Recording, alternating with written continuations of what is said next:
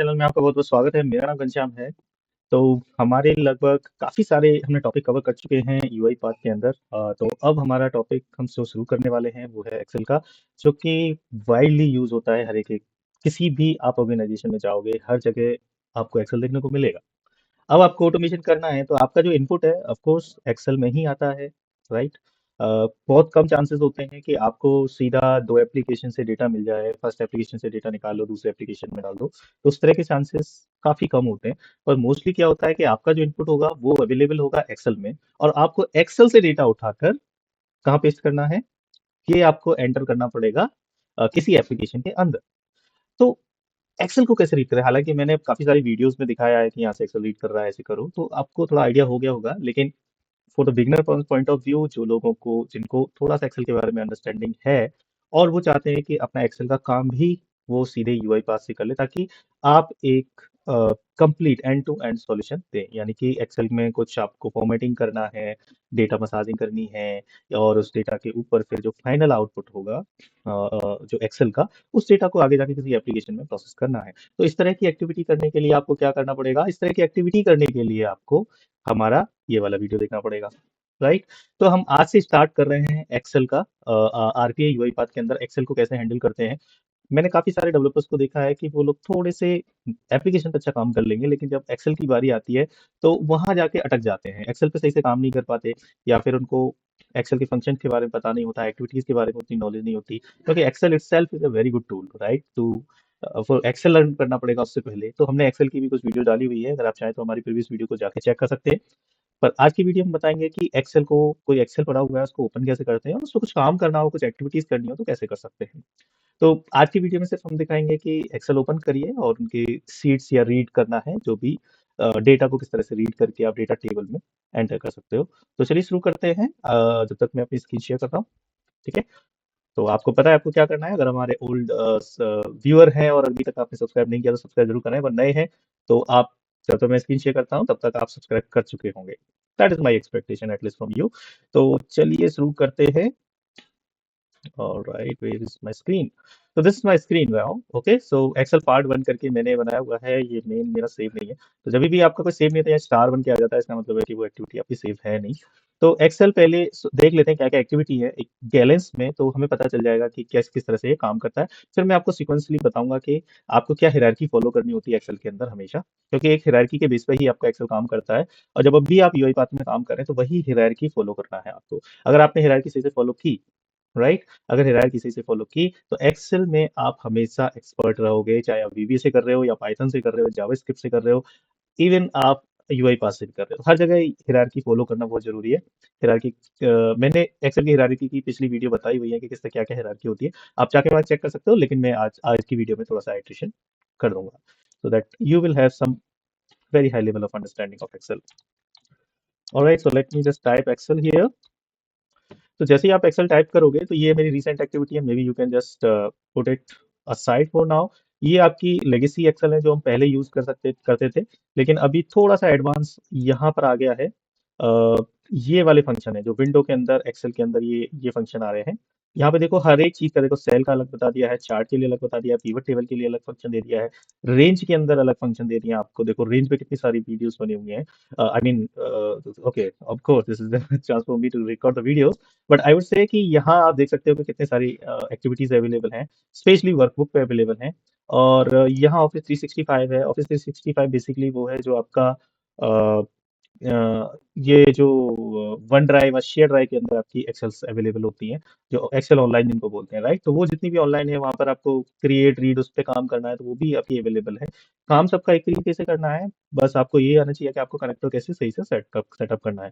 यहाँ पे आते हैं हम अवेलेबल के अंदर, तो यहाँ पे आप चेक कर सकते हो कि ये सारी एक्टिविटीज जैसे use Excel file, get data table range, root, read range, बहुत सारी एक्टिविटीज है। मतलब इस बार तो मुझे लग रहा है यूआई पाथ ने एक्सेल का पूरा एक्सेल यहाँ पर दे दिया है कि आपको अब एक्सेल में रिकॉर्डिंग करने की जरूरत नहीं है, you don't have to write the macro, आप हमारे फंक्शन यूज करो और काम करिए, राइट।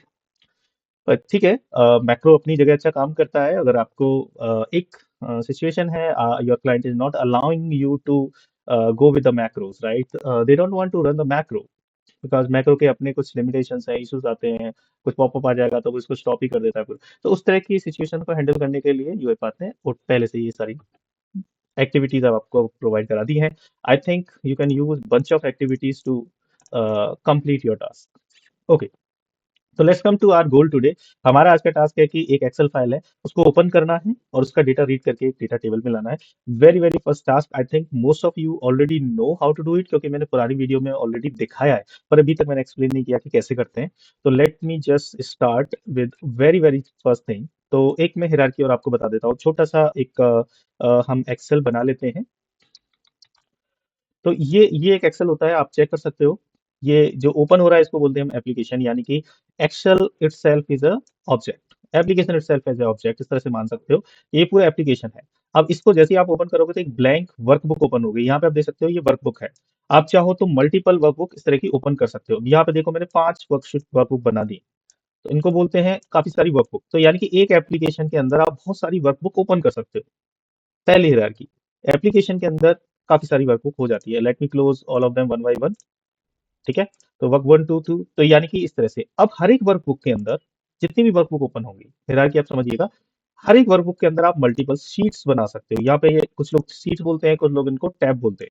तो ये होती है आपकी seat, worksheet, chart, something, right. तो ये होती है, ये आपका हो जाता है थर्ड हिरारकी, थर्ड लेवल पे आ जाएगा। तो पहले हो गया एप्लीकेशन, ओके, देन हो जाता है ऑफकोर्स आपका workbook, I would say workbooks, okay, and then worksheet. उसके बाद आती है आपकी वर्कशीट। तो ये आपकी प्रॉपर हायरार्की हो गई। Now come to the value inside worksheet. Inside worksheet के अंदर आप देखोगे तो एक रेंज होती है। ठीक है, रेंजेस मतलब कि आप यहाँ से यहाँ तक की एक रेंज ले सकते हो। ठीक है, या फिर यहाँ से यहाँ तक की एक रेंज ले सकते हो। ठीक है, तो ये छोटी छोटी, ये अलग अलग टाइप की आपकी रेंज है। यानी कि जो आप रेंज सेलेक्ट करना चाहोगे वो आपकी रेंज सेलेक्ट हो जाएगी। ऑलराइट, तो ये इस तरह से मतलब मल्टीपल रेंज हो सकती है आपकी। तो ये एक इसके अंदर आ जाता है, वर्कशीट के अंदर आता है। इसी वर्कशीट के अंदर ही आपकी, may be late me just put it here, क्योंकि ये वर्कशीट का पार्ट होता है, राइट। वर्कबुक का पार्ट होता है वर्कशीट, वर्कशीट का पार्ट होता है रेंज। उसके अंदर आपके होते हैं रोज, राइट। रोज के अंदर कॉलम्स, वो भी वर्कशीट का ही पार्ट होता है। एंड देन फिर आपके सेल्स होते हैं। ठीक है, रेंज जो होती है उस सेम चीज आपकी रेंज का भी पार्ट होती है। तो जो आपकी ये जो वर्कशीट के पार्ट है, सेम चीज आपकी रेंज का भी पार्ट होता है। रेंज के अंदर भी आपकी रेंज हो सकती है, यानी कि इस रेंज के अंदर भी एक सब रेंज हो सकती है। तो वो भी आप देख सकते हो कि हो सकता है कि एक रेंज के अंदर एक छोटी सी रेंज हो, उसके अंदर रोज कॉलम सेल्स वो भी आप रीड कर सकते हो। तो अगर आप ये हिरारकी अगर आपको पता होगा तो आप आसानी से अपना एक्सेल पे काम कर सकते हो। तो ये था सिर्फ आपकी रोज कॉलम के बारे में था। इसके अलावा इसके अंदर कुछ आपके ऑब्जेक्ट्स हो सकते हैं। ऑब्जेक्ट इन द सेंस आपके चार्ट हो गए, ओके, चार्ट्स हो गए, या फिर कोई आपकी शेप्स हो गई। शेप्स में आपकी आ जाती हैं, जैसे कि कोई पिक्चर हो गया, या फिर आप इंसर्ट शेप्स करके यहाँ से कुछ शेप्स लेते हो, आइकन लेते हो। तो ये इस तरह की कोई भी शेप्स वगैरह हो गई, तो ये भी आपके इसके अंदर इन शेप्स पे आपको काम करना है, तो वो भी आप कर सकते हो, right. Everything you can automate using this. तो ये आपके होते हैं एक हिरारकी। लेकिन जब हम यूआई पाथ की बात करते हैं तो यूआई पाथ में मोस्टली आपका जो एक्सेल में जो डेटा होता है उसकी डेटा मसाजिंग के लिए आपका यूज होगा। तो यहाँ पर आपको करना क्या है, सिंपली आपको आइडेंटिफाई करनी है एक्सेल, और उस एक्सेल सीट से डेटा पुल करना है। सो let me try now. Alright, let me close it first. और let me open another workbook। तो उसके बेस पे हम लोग काम करते हैं। Maybe we have some mixed data, school, teen, filter school, something, something. I don't know what exactly it is, but let's open. Okay, so हमारे पास ये कुछ डेटा है। यहाँ पे आप देख सकते हो first name, last name, company, roles, address, emails, and this detail is available here. Now what we need to do, हमें ये डेटा पूरा रीड करके एक डेटा टेबल में यूज करना है। मैं डेटा टेबल पे एक अलग वीडियो बनाने वाला हूँ, ठीक है, सुन। तो आपको और हमें क्या करना है कि यहाँ से वो डेटा को पिक करके सिर्फ और सिर्फ स्टोर करना है अपने बॉट की मेमोरी में, ताकि वो उस पर आगे काम कर सके। यानी कि मेमोरी में ऐड करने का तरीका क्या है, उसको एक वेरिएबल में स्टोर करो, और वेरिएबल का टाइप क्या होना चाहिए, वेरिएबल का टाइप होना चाहिए डेटा टेबल। तो यहाँ इस तरह से आप इसको आगे बढ़ा सकते हैं। तो चलिए करते हैं स्टार्ट। ज्ञान काफी हो गया, लेट्स डू प्रैक्टिकल। ये किस तरह से करते हैं? तो सबसे पहली हायरार्की है हमारी Excel sheet workbook application itself, तो उसको बोलते हैं एक्सेल स्कोप। तो यहाँ पे आप यूज कर सकते हो Excel process scope is available here, Windows के अंदर अवेलेबल है। तो आप यहाँ पर एक्सेल प्रोसेस स्कोप एंटर करिए। यानी कि इसका मतलब है कि अब इस पर्टिकुलर एक्सेल के अंदर जो भी काम होगा वो इसके अंदर ही काम होगा, क्योंकि आपके अलग अलग इंस्टेंस आप ओपन कर सकते हो इसमें, तो वो प्रोसेस स्कोप बन जाएगा। Same base project and you can choose the other well display article to false. यानी कि यहाँ पर कभी कभी क्या होता है कि आपके कुछ एक्सेल के जो स्कोप सॉरी इश्यूज होते हैं वो दिखना शुरू हो जाता है। तो यहाँ पर क्या है कि एक्सेल स्कोप की एक्टिविटी दे दी है जिसमें आप इसको रीड कर, जैसे मैक्रो सेटिंग है, इनेबल या डिसेबल कर सकते हो, इनेबल ऑल, ठीक है। प्रोसेस मोड है, तो ये आपके इनिशियल है, attended user use if exist, same as project, always create new, right. Show Excel workbook, अगर आपको शो करना है Excel workbook, otherwise you can run in the background also. यहाँ आपका फाइल कॉन्फ्लिक्ट रेजोल्यूशन होती है, close without saving, prompt user, throw exception, something like that.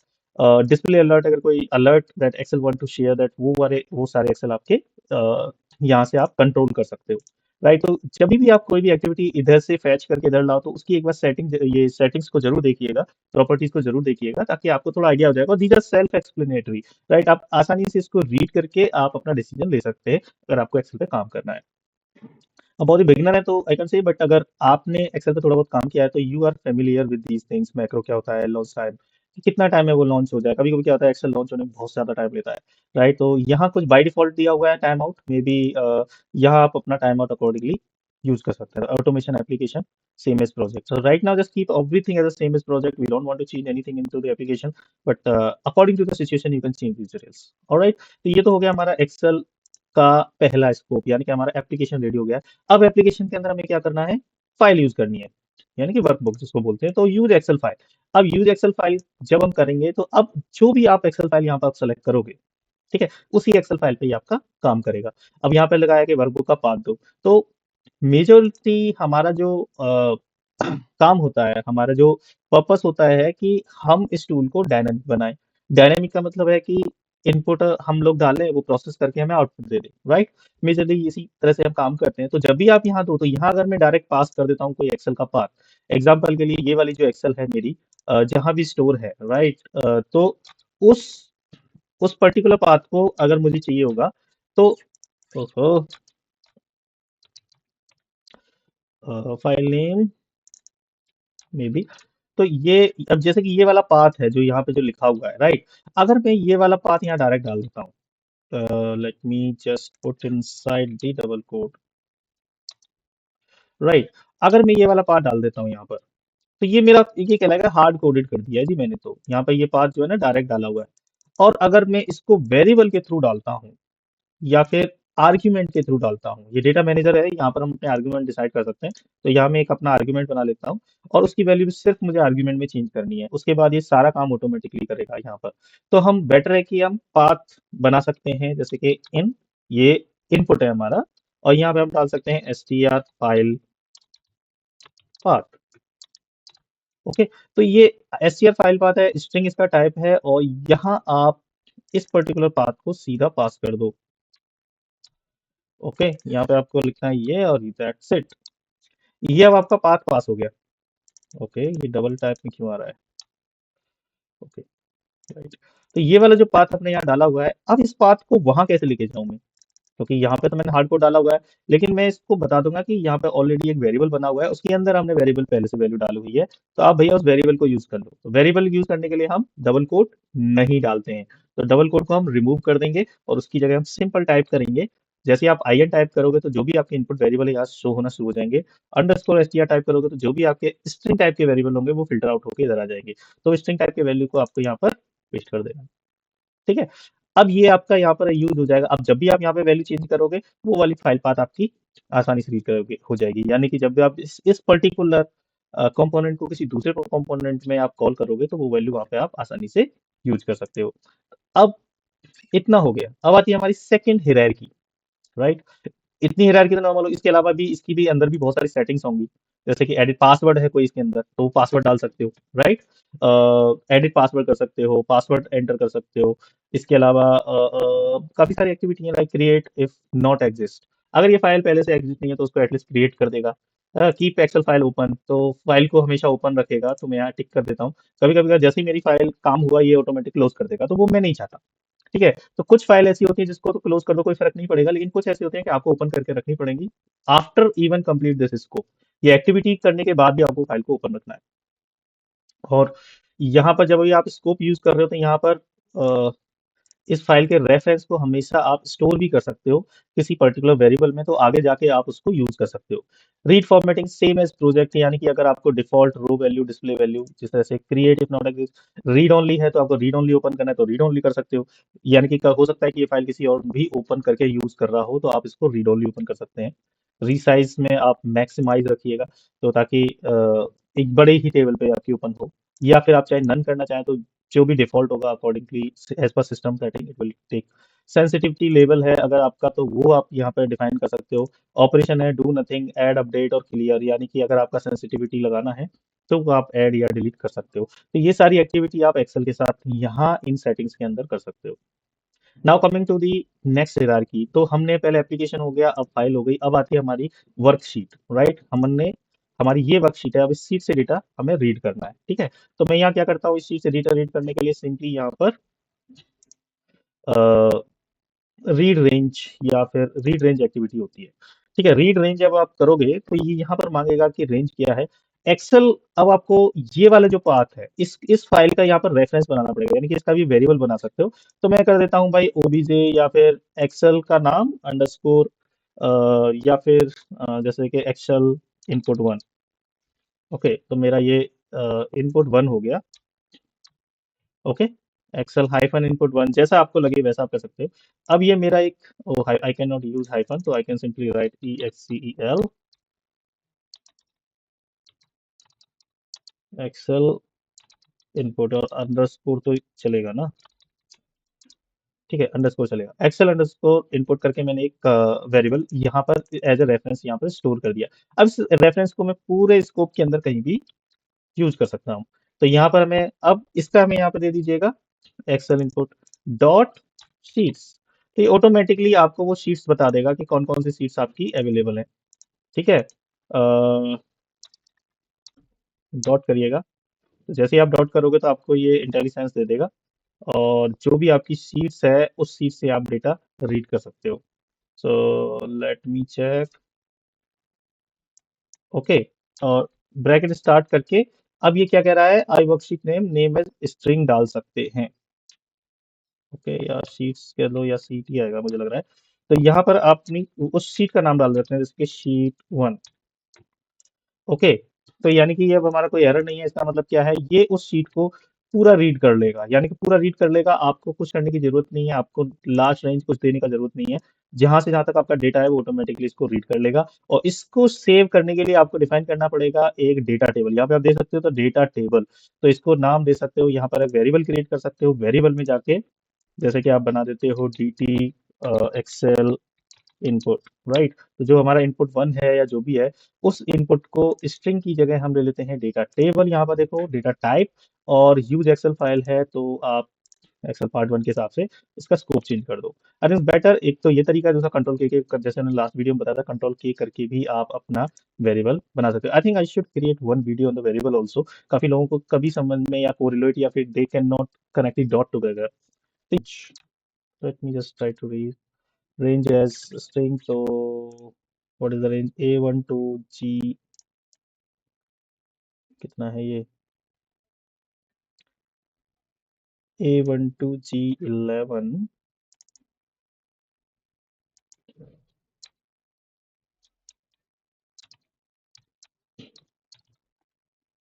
should be, it should work. Am I making any mistake? Guys, if you are able to see, just ping me क्या mistake किया है मैंने। Highly that should work.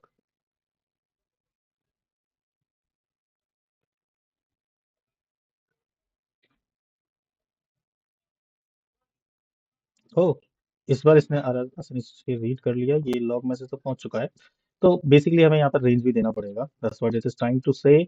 और यहाँ पर आप देख सकते हो ये इसने पूरा का पूरा डेटा रीड कर लिया है, first name last name company और ये देखिए, best thing is it is giving you in the JSON format, right? आप इसको यूज किसी भी तरह से कर सकते हो because this is a table right now. और इस टेबल को सिंपली आपका जो भी वैल्यू है, ये dt का टेबल है, ये जेसन में दिखा रहा है। आप इसको कभी भी जेसन को यूज कर सकते हैं, राइट?